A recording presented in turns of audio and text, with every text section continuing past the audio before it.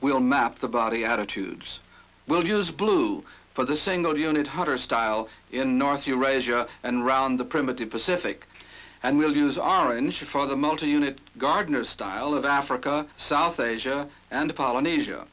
Both regions are examples of the effect of climate and the sexual division of labor on dance and on movement style. Familiar regions of culture will emerge from this map as we subdivide these ancient zones of movement style by using one more of the many choreometric measures of dance and movement, the scale of trace forms. Remember, we note 3 geometric patterns. First, straight line movement in 1 dimension. Next, curving circular movement in 2 dimensions. Third, spiraling movement in 3 dimensions.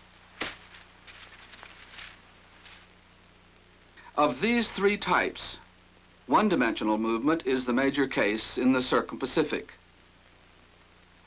Vertical lines striping the single unit blue of Australia and the islands north to Japan indicate the frequency of linear movement, as in the straight arm chop of this Australian bushman. And in the linear arm movement, the up and down bounce that accentuates the rigid trunk of these New Guinea dancers.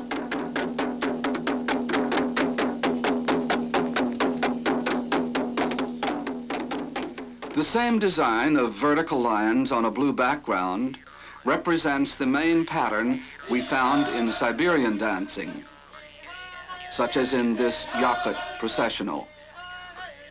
Straight stepping, the held 1-unit trunk against the straight arm movement, even the linear jaws harp playing.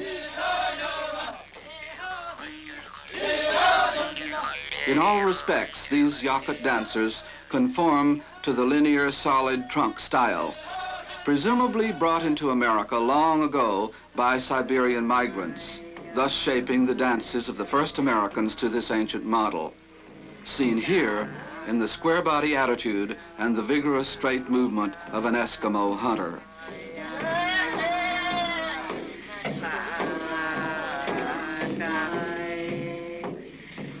This style filled both North and South America with people.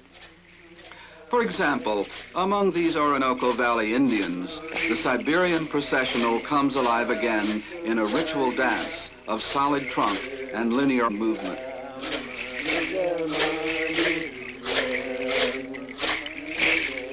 Indeed, this is the primordial style of the whole Circum-Pacific Basin. One more evidence of the prehistoric unity of this zone. Europe and the Mideast belong to the zone of solid trunk, but in this region, curving trace form is the rule.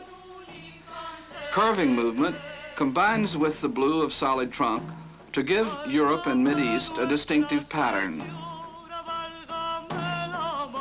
seen in this stately springtime ritual from northern Spain.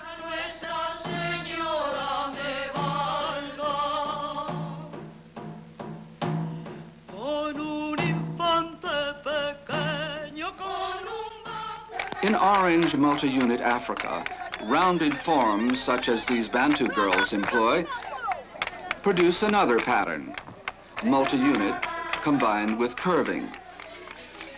Flexible torso, flowing curves, explosions of energy make the hot style on which great African performers endlessly improvise.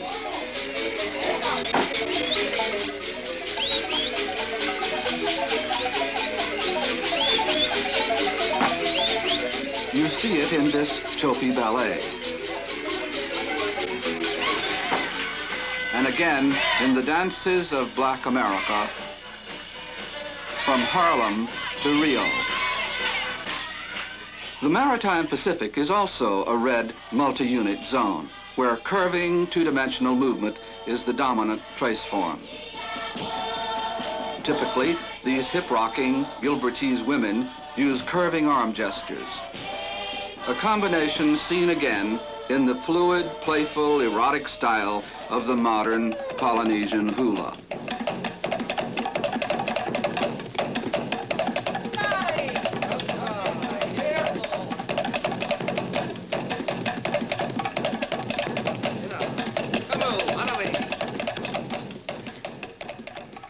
Three-dimensional trace forms, indicated in wavy lines, are commonest in the Orient, especially in East Asia, where the combination of solid trunk and three-dimensional spiraling provides the basis for the system of swift attack and avoidance one sees at its peak in traditional Pekin opera.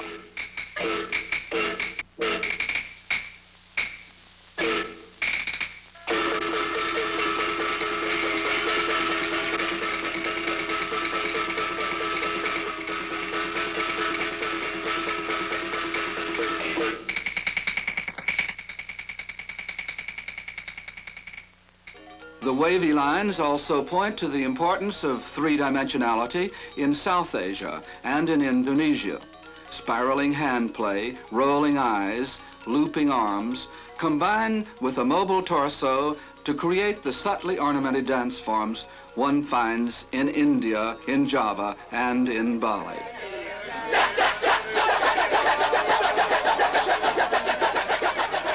In this peak moment in a contemporary version of Balinese dance drama, princely characters spiraling encounter the monkey army, mobile shoulders, and South Asian elaboration is joined to the seated dance of the Pacific.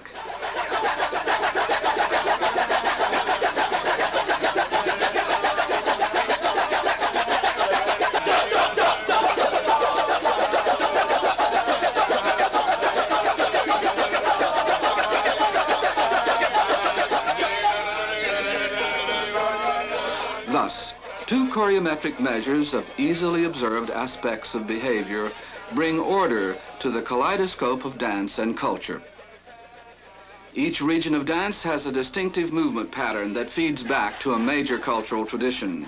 Each represents, in a different way, the vital role of dance and movement style in the stabilization and the growth of human culture. And these creative patterns are not arbitrary symbols. Instead, they represent the interplay of economic productivity and a climatically influenced division of labor on both dance and human history.